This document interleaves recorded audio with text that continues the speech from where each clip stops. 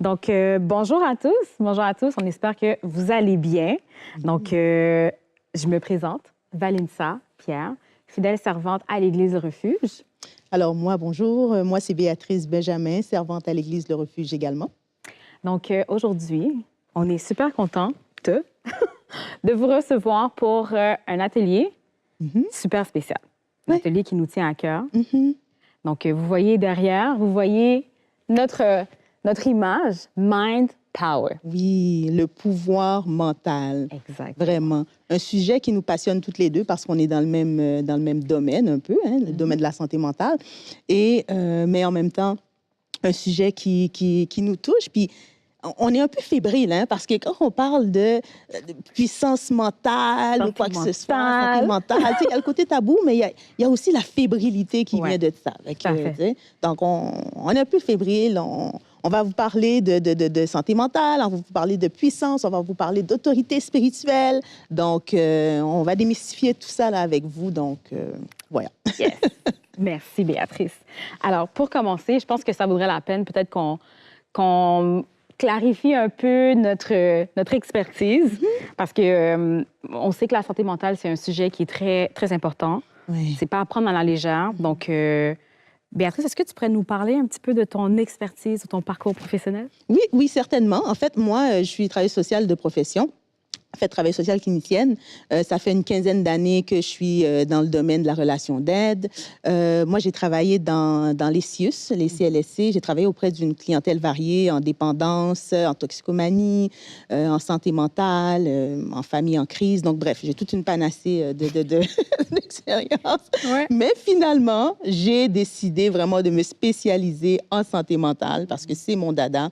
J'en fais mon cheval de bataille, surtout la santé mentale chez les communautés ethnoculturelles. Oublie ça. Donc, je suis vraiment vendue santé mentale. Et dans la communauté chrétienne aussi. Ça aussi, c'est mon dada.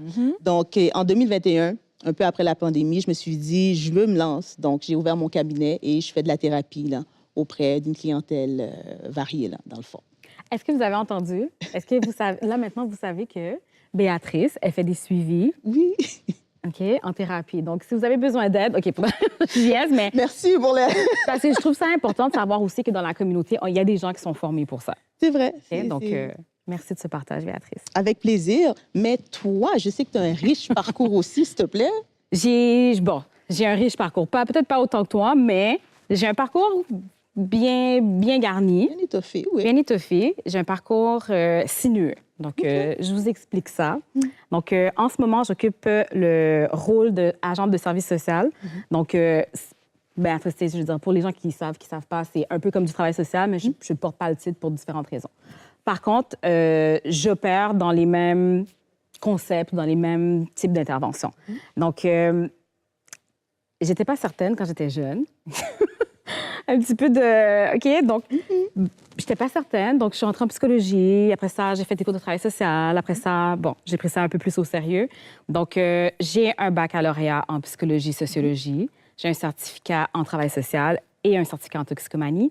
Et en ce moment, j'ai entamé depuis quelques mois ma maîtrise en santé mentale. Oh, ben c'est très bien, ça. Oui, quand même. J'aime beaucoup.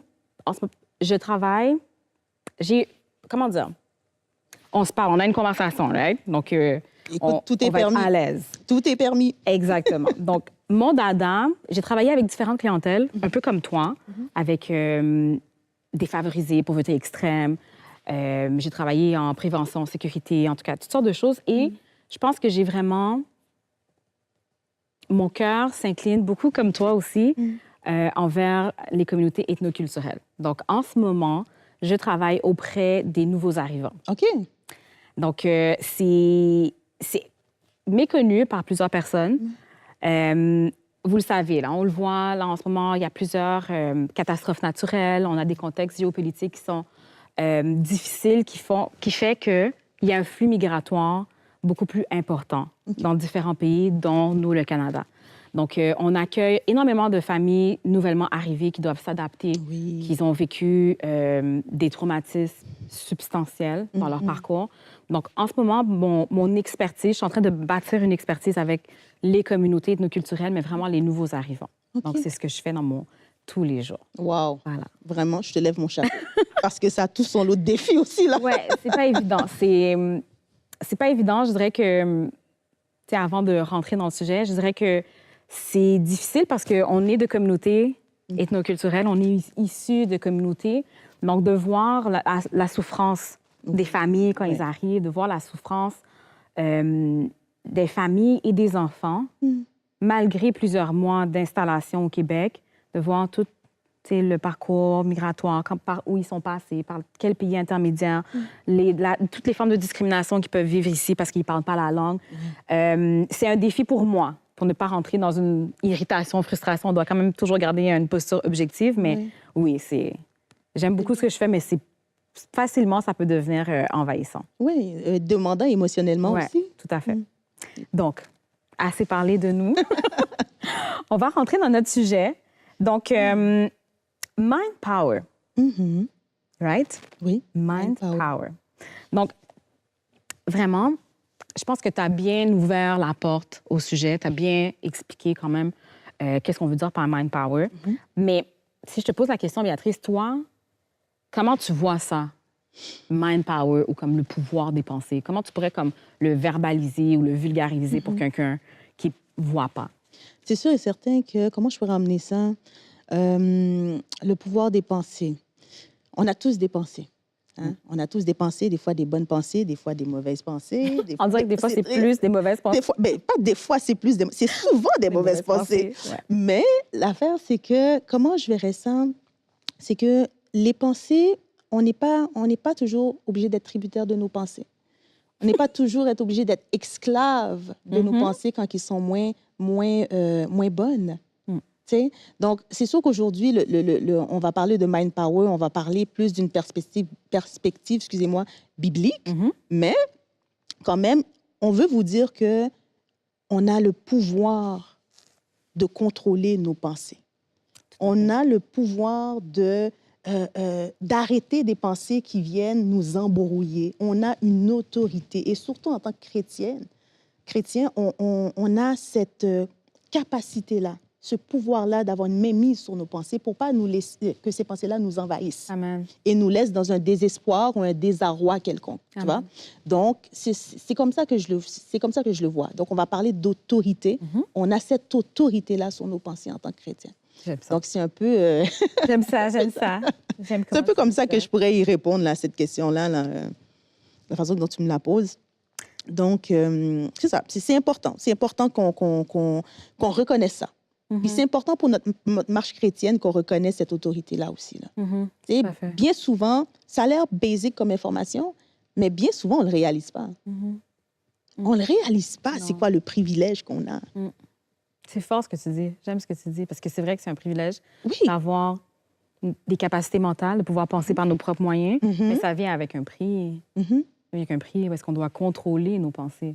On doit maîtriser nos pensées pour pas qu'on tombe justement dans un narratif toujours négatif. Et en tant que chrétien, il y a cette responsabilité encore plus grande. Parce que c'est pas juste de contrôler nos pensées, mais c'est d'avoir une pensée qui est alignée avec la parole de Dieu. Effectivement. Oui. Oui. Vous voyez qu'on... Je m'excuse, je t'ai coupé. Non, c'est correct. Je veux juste dire vraiment à l'audience que si vous voyez on regarde nos iPads, c'est parce que c'est un sujet qui est tellement riche, tellement... Il y a beaucoup d'infos. Il y a beaucoup d'informations, puis on veut donner les bonnes informations parce que c'est un sujet qu'on prend à cœur. Donc, c'est pour ça que vous allez voir que des fois, on regarde nos notes pour pas vous induire en erreur par rapport à ce qu'on dit. Vas-y, Béatrice. Oui, ce que je voulais dire dans le fond, mais c'est un peu compléter un peu ce que tu disais, Val. C'est plus... dans le fond, mon Dieu, j'ai perdu mon mot, mais pour dire que c'est primordial, justement, les pensées. Puis oui, le renouvellement de l'intelligence. Ouais. Voilà, c'est ça que je voulais dire. Donc, c'est important parce qu'en tant que chrétien, Dieu veut qu'on soit constamment renouvelé dans notre intelligence. Intelligence égale pensée, right? Oui. Donc, il veut qu'on soit renouvelé dans notre intelligence. Donc, à chaque fois que on a des pensées qui sont moins bonnes ou qu'on est affairé ou quoi que ce soit, bien, une des clés, justement, c'est d'aller vers la parole. Parce que la parole, qu'est-ce qu'elle va faire? C'est elle qui va nous venir déconstruire, si on veut, ces pensées-là, négatives-là. Tu vois, qui va mettre de la lumière sur ces pensées négatives-là. Je suis d'accord avec ce que tu C'est ce dis. point-là que je voulais rajouter. C'est Vanessa. vraiment bien ce que tu dis par rapport à la parole, le renouvellement des pensées. Mhm. Tu me permets, Béatrice? Bien sûr. En fait, je pense que pour plusieurs, la pensée représente quelque chose. Donc, comme que tu disais, on a un rôle à jouer dans l'attention ou la portée qu'on donne aux pensées. Mhm. Est-ce que tu pourrais peut-être... On a parlé du rôle que ça joue dans notre quotidien. On a parlé un petit peu de nous, là, qu'on a un peu plus des pensées ou un narratif négatif que positif. Mais avant de rentrer dans le vif du sujet, parce qu'on veut quand même que les gens comprennent où est-ce qu'on s'en va, puis comment, on veut vous outiller, en fait. Mhm. Est-ce que tu pourrais nous parler un peu plus précisément du rôle de la pensée ou de nous donner un exemple concret? On a parlé du négatif, mais dans le concret, qu'est-ce que la pensée vient faire? C'est quoi le positif, c'est quoi le négatif? Puis en tant que chrétien, comment ça... Ben, dans le fond, qu'est-ce que la pensée vient faire? Le rôle de la pensée. Dans le fond, OK. En tant qu'humain, on est tripartite, right? Esprit, âme et corps. Amen. Amen. Donc, esprit appartient à Dieu. Le corps, hein, c'est corrompu, là c'est vraiment bon. Mais l'âme est vraiment entre les deux. Et l'âme, dans le fond, quand on dit qu'elle est entre les deux, l'âme va aller vers celui que tu nourris le plus, par exemple. Si tu es élevé en esprit, ton âme va aller vers ton esprit, tu vois? Par contre, si tu es plus dans les choses de la chair, ben à ce moment-là, ton âme va aller vers les choses De la chair. Est-ce que tu as un exemple concret? Je m'en viens là. Dans le fond, ce que j'essaie de faire comprendre, c'est que, on prend un exemple concret. Une personne qui vit les aléas de la vie, tu es un peu plus déprimé, tu es fatigué, tu es surmené, peu importe. Hein? Et tu commences à avoir des pensées négatives dans ta tête. Oh, je suis fatiguée, oh, je suis plus bonne à rien, oh, peu importe ce qu'il peut avoir là. T'sais. Et puis, ça te ralentit dans ton élan, dans ta joie de vivre, dans ta paix, etc. Puis là, au lieu d'aller dans le lieu secret, au lieu de vivifier ton âme avec des paroles, au lieu de lire ta parole, bah, moi, je suis trop fatiguée. Là. Tu regardes Netflix. Regarde Netflix.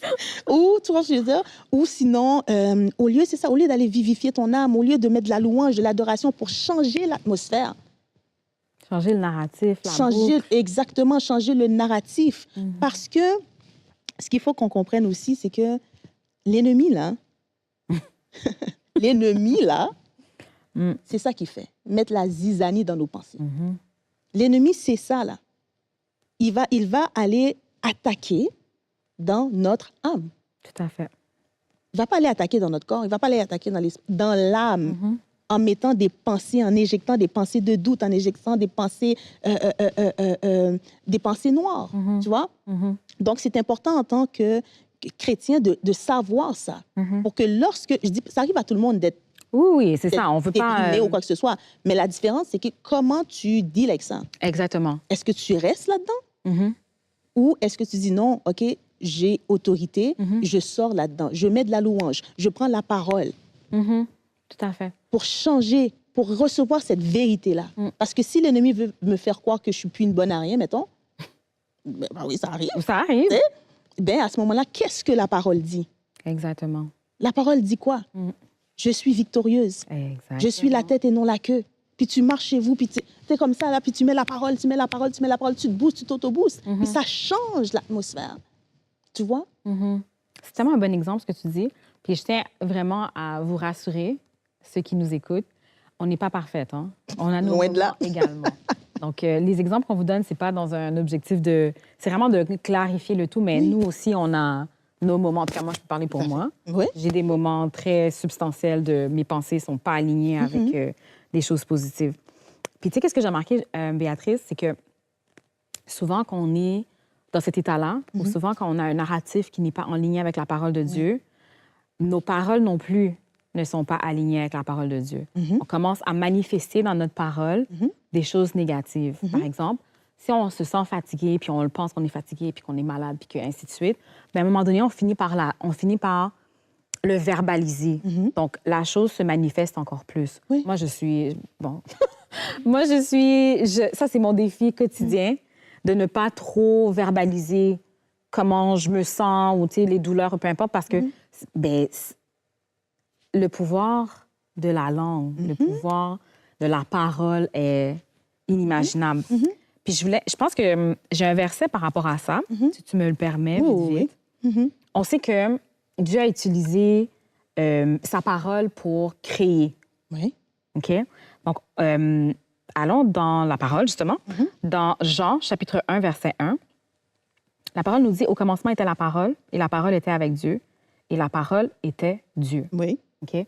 Donc, je pense que ce verset-là nous permet vraiment de comprendre que, oui, il y a le pouvoir des pensées, puis il y a le pouvoir aussi de la pensée manifestée, donc la pensée verbalisée. Parce que prononcer des choses manifeste des choses. Oui, ça crée des choses. Prononcer, exactement. Tu sais, manifester notre pensée, la verbaliser, en d'autres mots, bien, tu finis par le voir. Si tu es toujours en train de dire, je sais pas moi, je veux pas, je veux pas le verbaliser, mais tu sais, il y a des gens qui vont dire des choses comme, ah, ben, tu sais, je vais jamais réussir, ou, ah, ben, je serai jamais assez bonne pour, je serai jamais assez bon pour. Mais tu vas finir par l'expérimenter pour de vrai, parce que la parole a un pouvoir. La vie et la mort sont au pouvoir de la langue, nous dit la parole. Exactement. Qu'est-ce que tu en penses, Béatrice? Non, mais je suis tout à fait d'accord. Puis aussi, il y a le verset qui dit, ça me vient de même là, il y a le verset qui dit, de l'abondance du cœur, la bouche parle. Donc, ton exemple est parfait. La personne qui s'autodénigre ou la personne qui a des pensées lugubres ou peu importe, moi, la première question, qu'est-ce qu'il y a dans ton cœur? Qu'est-ce que tu as dans ton cœur? Et ça, c'est des affaires c'est une question qu'on ne prend pas assez le temps de se poser. Qu'est-ce que j'ai dans mon cœur? Est-ce que je suis encore alignée? C'est quand je dois faire mon check-up avec le Saint-Esprit. Puis souvent, on ne le fait pas assez rapidement. Non. Souvent, on va laisser vraiment comme nos paroles ou notre cœur nous envahir. Puis c'est les gens qui vont être comme, t'es un petit peu négative, là, ou ça marche pas. Ou... Puis c'est là qu'on se réajuste, mais pourquoi attendre que les gens nous fassent ce miroir-là? Tu sais, je veux dire, on a le Saint-Esprit en nous. Le Saint-Esprit nous parle continuellement et il nous fait voir qu'on n'est pas aligné avec lui. On le sent. Je sais pas, Béatrice, tu sais, quand tu es dans des saisons un peu plus, comme le narratif un peu plus négatif, est-ce que tu le sens? Certes. Moi, je le sens dans tout mon cœur. Je le sens tu le sens dans ton corps, âme, tu le sens, là. On le sent. Mais maintenant, ta question, c'est pourquoi on n'est pas prompt à aller au pied de la croix. Exactement. Pour dire, OK, qu'est-ce qui se passe? Et c'est ça que le Seigneur veut. Tu sais, à chaque jour, il veut qu'on aille au pied de la croix, dans le lieu secret, qu'on le demande, OK, qu'est-ce qui se passe? Pourquoi? Pourquoi je me sens comme ça? C'est quoi ces pensées-là? Et automatiquement, je les chasse avec la parole. Tout à fait. Parce que lorsqu'on les laisse, comme on laisse l'état de notre cœur être contrit, on se bloque aussi de la relation qu'on peut avoir avec le Seigneur. Tout à fait. Tu vois? Donc, on n'est pas disposé et ça ne fait que de s'accumuler. Et en s'accumulant, ben, ça fait quoi? Ben, ça ouvre des portes. Ouais. Ça ouvre des portes à d'autres choses. Ça ouvre des portes. Ça ouvre des portes. Ben oui. Tu sais, ça ouvre des portes à l'ennemi. Une personne qui ne prend pas le temps de moi, j'appelle ça de faire une vidange émotionnelle ou ton check-up avec le Saint-Esprit pour savoir quel est l'état de ton cœur. Donc, ici, on parle de cœur, on parle de l'âme. Quel est l'état de mon âme? Ben, à ce moment-là, tu marches comme ça, tous les jours. Vide. Vide, voilà. Vide. Tu n'es pas rempli. Tu n'es pas rempli de la vérité. La vérité n'est pas assise en toi. Parce que dès que tu reçois cette vérité-là, que ça devient une révélation, automatiquement, les pensées négatives quittent. Et c'est ça, c'est comme ça que l'ennemi nous vole. Ils veulent notre paix dans nos pensées, en fait. Il vole, c'est bien dit, il vole la paix dans nos pensées. Exactement. Il veut nous laisser dans le mensonge. L'ennemi veut nous laisser dans le mensonge. Puis je trouve ça intéressant parce que, je ne sais pas si dans ta pratique, sûrement, tu utilises ce concept-là aussi. On le sait, on le dit tout le temps. Moi, vu que je travaille avec un peu plus des enfants ou des adolescents, souvent on a la difficulté à reconnaître les émotions ou reconnaître pourquoi on se sent comme ça. Puis je te posais la question, mais qu'est-ce qui fait qu'on ne va pas au pied du Seigneur quand on se sent comme ça? Mais je crois pertinemment que souvent, c'est parce qu'on ne sait pas pourquoi on se sent comme ça. On ne sait pas pourquoi on réagit comme ça. On ne sait pas c'est quoi notre déclencheur. Il peut y avoir bien des choses qui peuvent expliquer des pensées qui sont négatives, mais je pense qu'en tant que chrétien, peut-être que si on prend le temps avec Dieu, si on a une intimité avec Dieu, on va être capable d'aller dans notre profondeur, de faire un check-up, la vidange, comme que tu parles, et vraiment, Dieu va nous montrer que comme, OK, ben là, en ce moment, ton narratif ou tes pensées négatives qui sont plus en lien avec de la colère, c'est parce que tu n'as pas pardonné. C'est parce que tu n'as pas assis. C'est parce que, tu sais, peu importe c'est quoi, mais je pense que le Seigneur, il est assez puissant pour nous refléter la vraie raison, si on veut. Si on veut. Parce que c'est confrontant, là. Aller dans notre profondeur. C'est sûr. C'est confrontant, là. C'est pas évident, c'est confrontant, mais en même temps, qu'est-ce qui est différent lorsqu'on va, comme tu dis, pour prendre ton mot, dans notre profondeur, où on fait cette introspection-là, accompagnée du Saint-Esprit, ça se fait dans l'amour. Et non le jugement. Et non le jugement. Ouais. L'ennemi te condamne, mais Dieu ne te condamne pas. Amen. Il te reprend dans l'amour. Amen. Et s'il te le pointe, c'est pour t'amener justement à changer Amen. et à être aligné à sa volonté. Tu vois? Amen. Tu sais? Et la parole de Dieu nous exhorte, en fait, Dieu nous exhorte à garder notre cœur plus que toute autre chose. C'est difficile. C'est pas facile, mais la bonne nouvelle, c'est que ça se fait. Parce que c'est de la pratique. C'est de la pratique. C'est pas du jour au lendemain, mais garder son cœur plus que toute autre chose, c'est un ensemble de comportements que tu mets en place pour te checker, pour t'analyser. Par exemple, tu peux pas te contrôler ce qui se passe, ton environnement. Tu comprends? Tu peux pas contrôler ton environnement. Il va toujours avoir des choses qui vont se passer, qui vont venir te heurter. Tu n'as pas le contrôle là-dessus. Le seul contrôle que tu as, c'est j'ai pas aimé comment elle m'a parlé. Là, tu rumines l'affaire. Tu rumines l'affaire, tout ça. Puis là, tu es tendu, puis là, tu es crispé. Ouais. Donc, puis là, à un moment donné, tu te dis, ben, pourquoi je me sens tendue, là? Pourquoi j'étais bien, puis tout d'un coup, là, je suis comme... Ça fait une semaine que tu traînes ça, là. Ou ça peut même venir de se passer, mais tu vois déjà le changement. Ouais. Mais maintenant, ton rôle à toi, c'est de dire, hey, attends, je prends 2 minutes, là, avec moi-même, là. Qu'est-ce qui se passe? J'ai pas aimé quand Béatrice m'a dit telle affaire ou telle affaire, nanana. Peut-être que Béatrice, elle ne sait même pas. Là. Elle ne sait même pas que t'as mal parlé. Tu comprends? Et c'est là que tu rentres en toi, tu fais ce travail d'introspection-là, et avec le Saint-Esprit, tu dis, ouais, c'est peut-être moi qui ai mal réagi. C'est peut-être moi que mes perceptions, puis tout ça... sont erronées. Exactement. Mes perceptions sont erronées ou quoi que ce soit. Puis tu repasses en boucle, qu'est-ce que tu as fait? Est-ce que j'ai été dans la sagesse? Est-ce que j'ai été dans l'amour? Tu reprends les préceptes, mais ça, tu as le pouvoir de faire ça. Ouais. Mais je pense que l'affaire, c'est que on a une conversation comme...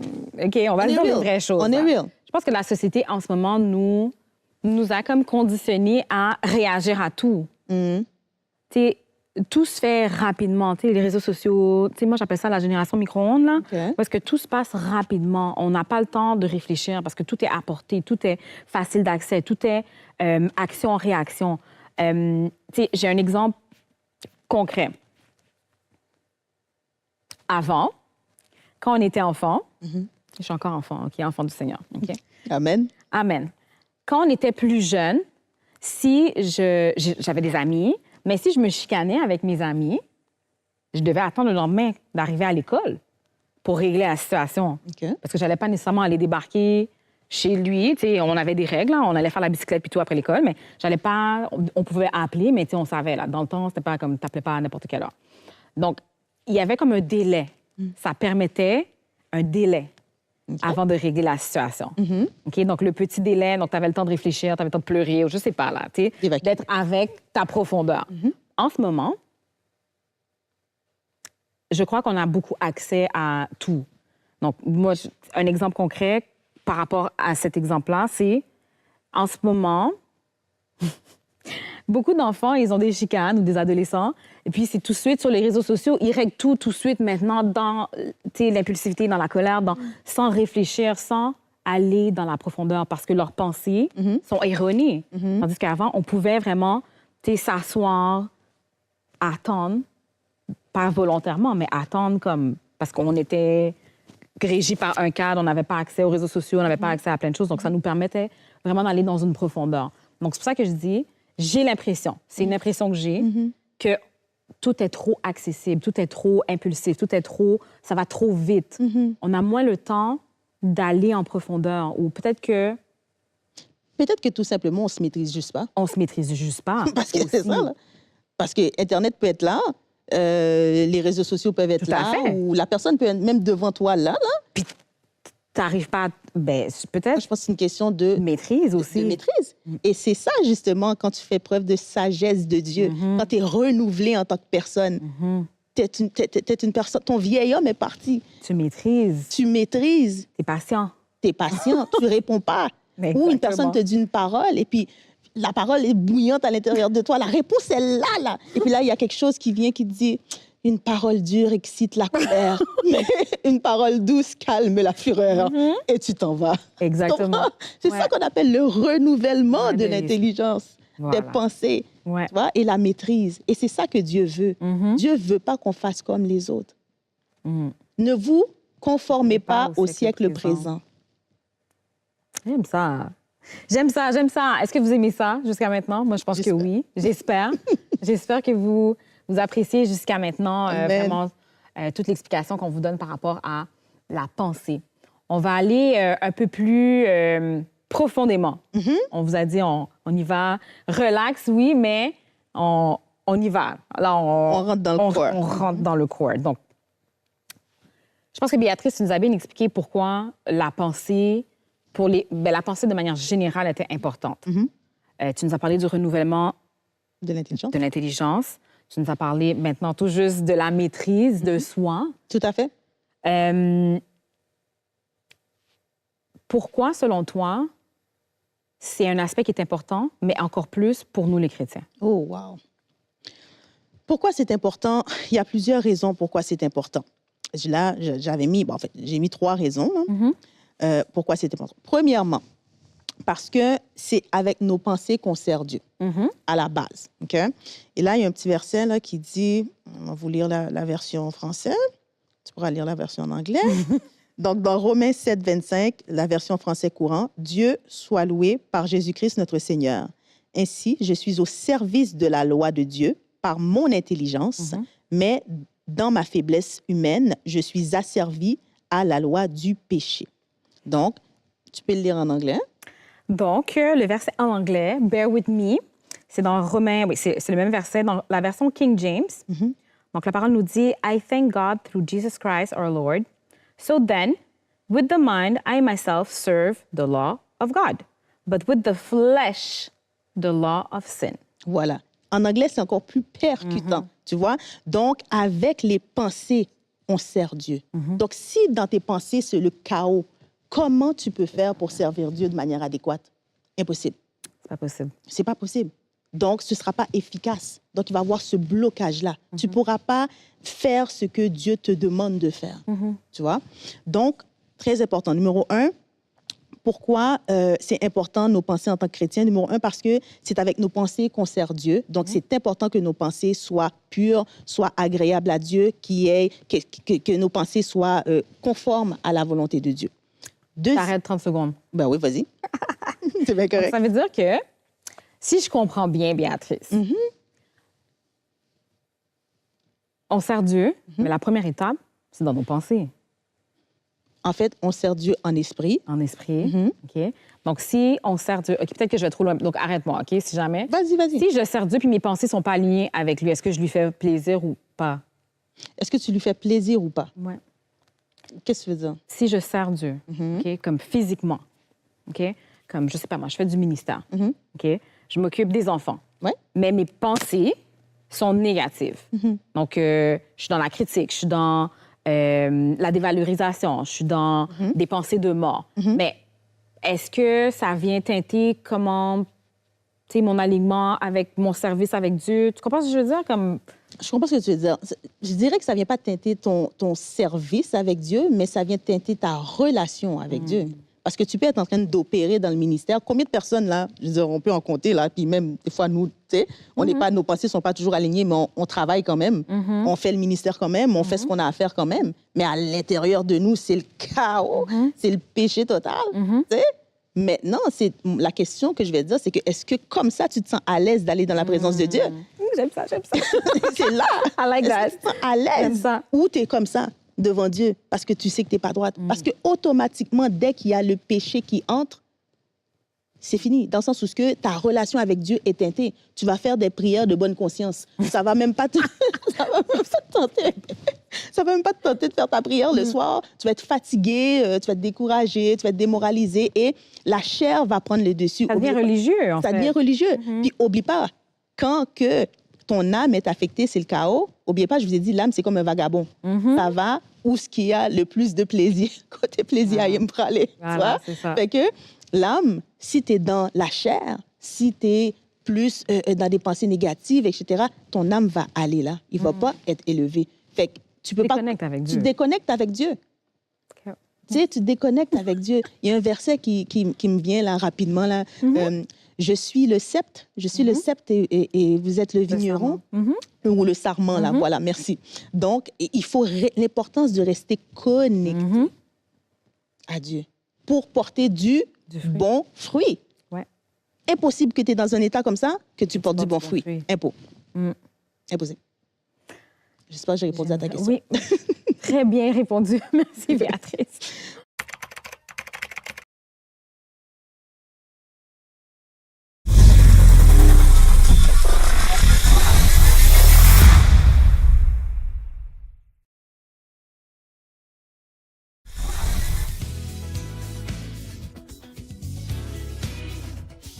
Transformers continue, soyez des nôtres. Power sur la dépression. Nous vous souhaitons la bienvenue à l'Église Le Refuge. À tous ceux et celles qui nous visitent pour la première fois, merci d'avoir choisi d'être parmi nous. Nous avons la ferme conviction que Dieu a préparé quelque chose de spécial pour vous et nous désirons demeurer en contact avec vous. Pour cela, nous vous prions d'utiliser le code QR ou le lien affiché à l'écran. Nous vous invitons à venir étudier la parole de Dieu lors de nos études bibliques qui ont lieu tous les mercredis dès 19h30 au 3971 Boulevard Robert, ainsi qu'en direct sur les plateformes Facebook et YouTube de l'Église Le Refuge. Vous êtes bénis par le ministère de l'Église Le Refuge. Vous sentez que ce ministère est une bonne terre dans laquelle vous désirez semer afin de contribuer à l'avancement de l'œuvre de Dieu. Vous pouvez faire un don au lien affiché à l'écran. Sachez que votre don fait toute la différence. Nous nous sommes reconnaissants et vous remercions d'avance pour tout ce que vous avez donné dans le passé et ce que vous comptez donner dans le futur. Nous avons la ferme conviction que le Seigneur vous versera une bonne mesure, serrée, secouée et qui déborde. Soyez bénis. Vous passez des moments difficiles et vous sentez que vous avez besoin de soutien dans la prière? Textez votre nom ainsi que le mot prière au 514-700-2418 et un membre de l'équipe d'évangélisation entrera en contact avec vous. Si vous désirez mieux connaître notre Seigneur Jésus-Christ, si vous avez à cœur de donner votre vie à Christ, si vous souhaitez vous faire baptiser ou si vous avez des questions au sujet du baptême, textez votre nom et le mot Jésus au 514-700-2418 ou inscrivez-vous simplement au lien d'évangélisation entrera en contact avec vous. Vous avez manqué un culte ou des séances de Transformers 2023? Soyez sans crainte. Nos cultes du dimanche ainsi que les séances Transformers 2023 sont sur nos plateformes YouTube, Facebook et Spotify. Vous avez un témoignage puissant à nous communiquer? N'hésitez pas à nous l'envoyer au lien affiché à l'écran. info@égliserefuge.ca. Bon culte.